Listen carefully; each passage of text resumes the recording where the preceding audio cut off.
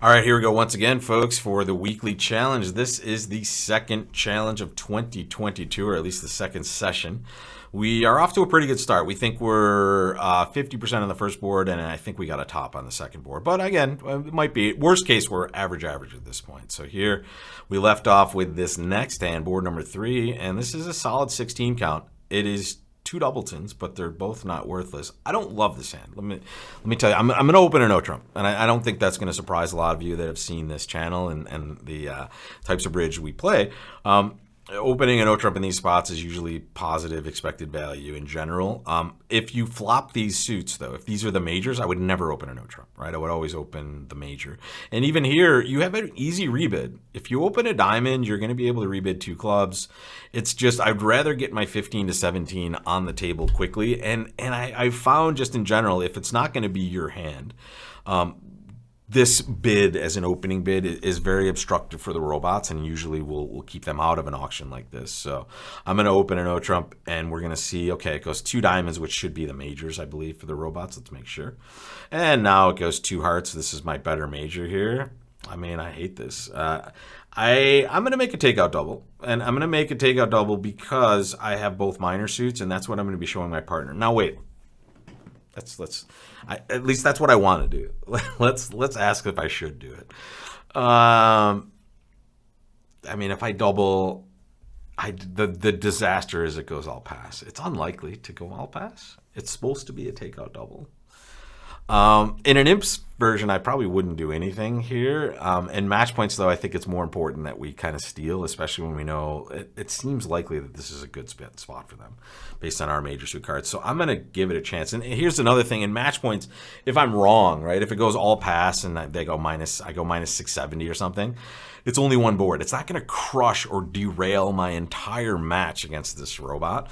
It's just going to give me one bad score. I'm willing to take that chance here because, honestly, we might just be getting a terrible score if we let two hearts sit. And remember another thing. When we do something weird, or when you do something weird, recognize that this is not the auction that's going to appear at the other table, most likely, right? This is usually going to be a diamond by us, and maybe we see a Michael's Q bid, but maybe partner has a raise in their box over there. So here we'll double. Partner bids two spades, whatever that is. Okay, it looks like they're showing some diamonds. Now, each just bids a game. Now, if they're making this game, that's bad for us because we kind of doubled them into this game. Now the robot's doubling. No. Oh, man. This is so brutal. Well, I mean, I'm not going to do anything here. All this says is partner has some sort of hand. What did we show with the double?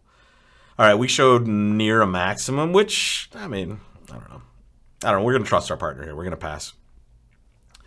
We're going to defend four hearts. I'm going to lead the king of clubs just because I'm likely to get in again with the king of hearts at some point, and I don't want to bang down the ace of diamonds just in case it's wrong. And it looks like that would have been really wrong here. So let's play another club. Let's see if partner has that ace. Okay, this is really bad for us because now we know that East had only one club, and we know that West is void in diamonds. We're going to take one extra heart trick, which we're going to take right now. But as a result of this problem here, we're going to really need partner to be a hero for us and take a couple of tricks. As it doesn't look like we're going to get a diamond. And it spade suit. Wow, spade's terrible. We're in trouble. Here we're just going to let them rough their diamonds. And we'll hope partner just has either a couple of trump tricks over there or some other surprise for us. It doesn't look like it's going to be any good for us, though. Here comes more of this, and we hate that partner doubled four hearts. In fact, we hate that we bid. It was probably going to go two hearts all float if we passed, and then we're just in a safe spot. As it turns out, though, I mean, partner's double is just bizarre here. Yeah, I don't get it. Looks like we can make four diamonds or something. We had a good sacrifice here, but that's the worst score we've seen so far in one of these. Minus 990 in a 4-level contract. That's what happens when it's doubled vulnerable for an over trick. Here, now, I mean, I regret, obviously, not opening a diamond. A diamond would have been better. Honestly, probably would have gone a diamond, a spade. Partner would have raised to two diamonds. They probably play spades, to be honest, unless West doubles instead of overcalling one spade, which would be interesting. I don't know. The problem is that if we just pass, West is never bidding again, right? They've made their Michael's bid, so we'll just get to play two hearts. So I mean, going minus 170 or 200 is much better than minus 990.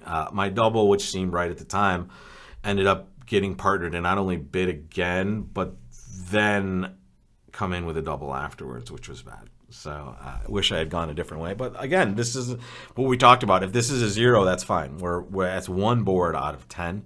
We already think we're one board ahead, so we might be back to even at this point. I don't know. We'll see what the robot did on this. This is kind of a whack job of a hand. A little upsetting that they get to a game somehow. They don't even bid 3 hearts with these hand. They just jumped a game and get doubled, and it's perfect for them. Like, doesn't work any better. And notice how shortness works. Remember we talked about this in the first session of this year. The shortness that each side has is amazing for the other, right? Because all of their points are working for them. East's points are outside of diamonds, right? Or almost all of them are. And West's points are all outside of clubs, except for that little jack over there. So the shortness on each side of the table is amazing, right? This is a super hand for just the power of that shortness, and the fact that they found their 9-card fit rather than their 8-card fit is even better. So good job, robots. We don't like you, but we'll deal with it. We'll shine again on this board and take a look at this one. Make your opening bid. What would you do with this one? Feel free, again, as always, to pause it if you need extra time. I'm curious what you're going to open. I'm going to open 1 spade. And the reason here, folks, is this is a better hand than a no-trump opener, right? No-trumps are 15 to 17 balanced.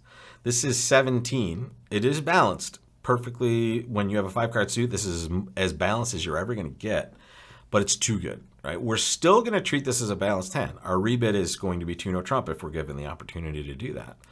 But we're going to start with a spade because this hand is too strong. So with 15 or 16, the same shape, I open a no trump 100% of the time. With 17 and a good 5-card suit, I default to showing my balanced hand in a different way. Now this one's going to be easier. We're just going to bid 4 spades now, right? Partner raised. We don't have any questions on whether we have game. We have shortness points, and this is a perfect spot for us here. Notice we hate this lead, by the way. I mean, hate's a strong word. We don't like this lead because it doesn't give us any good stuff, right? We have 3 club tricks. We're always going to have 3 club tricks, right? There's nothing we're going to do any differently. So this was a very good lead by the opponents. Clubs or spades would be very nice here. We're going to win this in our hand because take a look, guys. Where are we going to need to be to handle our side suits? You know you're not losing any clubs, but you should recognize you have 2 potential diamond losers and 1 or 2 potential heart losers, and clearly a spade loser, right? So we need to find ways to avoid losers, and that's going to be either the opponents leading these suits, which we'll find a nice way to do that, or our side leading these suits. I'm worried about stripping the club suit quickly on this hand, and here's what I mean. You might want to strip clubs right now, meaning take all your club tricks, and then when you lead a spade, the opponents are going to have to break one of these suits for you, one of the red suits for you. And if West, in fact, is the person that has the ace of spades, they're going to be helpful in either of those red suits as long as we're relatively safe in clubs. And this is tempting. I might have just talked myself into it, to be honest, because take a look. That spade suit is clearly going to produce a loser for us. So when we lose that trick, wouldn't we love for them to be able to help us? Now we see, okay, we get a little extra information. Take a look. They initially, if I can click on the right part of the screen here, they won't show us. They initially let a higher club. We know that because now they're playing the 2. So this is a little scary, and this is what I was a little bit scared about is if this is a high-low signal, right? If right-hand opponent has 5 clubs. They didn't bid anything, right, on this hand? No, it's just our bidding. So this is dangerous, but we're probably already out there on this one, right? Because if we lose a spade now, maybe they can already realize a club rough. So I don't know. I'm going to take my chances. I'm going to hope this is breaking relatively evenly. It's not, of course. But at least now they had to break diamonds for us. And boom, okay, we'll take an extra trick there. And now maybe we'll get another spot where they have to help us. And, yeah, we're not going to do too well here, unfortunately. Yeah, because they have a safe diamond exit.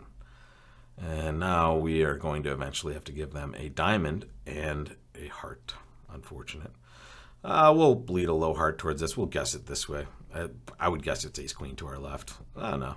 We could have guessed it correctly. Whatever. We were always losing this diamond. I was a loser on loser. All right. So down 2 on this one. Pretty bad luck, to be honest. Number 1 in the club suit, but number 2, even if I don't do that, it's probably going to go ace of spades, right, at some point, and then they have an easy exit still, right, if I don't play clubs. They can just exit a club, right? And that's the play that they came up with initially. When I see this too, though, it's possibly already too late. As it turns out, it wasn't. This was honestly the best line. From this point, if I just draw trump now, I'm still down 1, okay. But at least I have a better chance at it. Now at least when they win their spade to the left, unknown to me, they can't lead a club now. And now that they have the ace of spades, they now will have to help us in one of these red suits. As we can see, we just are going to have to lose 1 spade, at least 1 heart, a diamond, and a diamond here. If you misguess hearts like I did, and notice East's very fine play toward the end. This is an important play that so many people miss. At the end here, after a bunch of tricks have been played, they still have the discipline to play second hand low, which is very important because it makes my hand guess that heart suit. And as you can see, I guess it wrong, right? If they hop up with the ace, they take that guess away from me, and it's easy pickings for me now, right? Now I just go down 1. But to be honest, if I had played it in a different way, now I might be in a chance to make this sucker, right? So here, we didn't make it. These might be our 2 worst boards of like the entire series, to be honest, because number 3 is pretty much guaranteed to be a 0, I would think.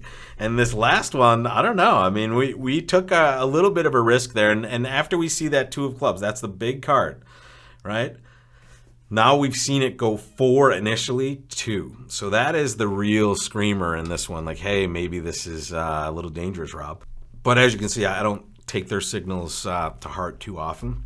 So in this time, I took another chance to make our spade play even that much better, and it didn't end up working for us. So here, if I trusted their signals more, and maybe if this was an opponent I was more trusting of their normal signals, I would get this position right to at least try to draw trump first before doing this. All right, so let's jump into the next one. Oh, sorry, that's it, guys, for Tuesday. Time flies when you're having fun. Let's take a look at what we're going to be dealing with on Wednesday here for boards 5 and 6. Interesting. Lots of goodies in this hand. We will see what we do with this. I think we need to catch up a little bit now. There's 2 stinkers on the card. Apologies for that, guys, but we'll try to get back on the right side of this ship on Wednesday, and I will see you for that, guys, next time. Take care.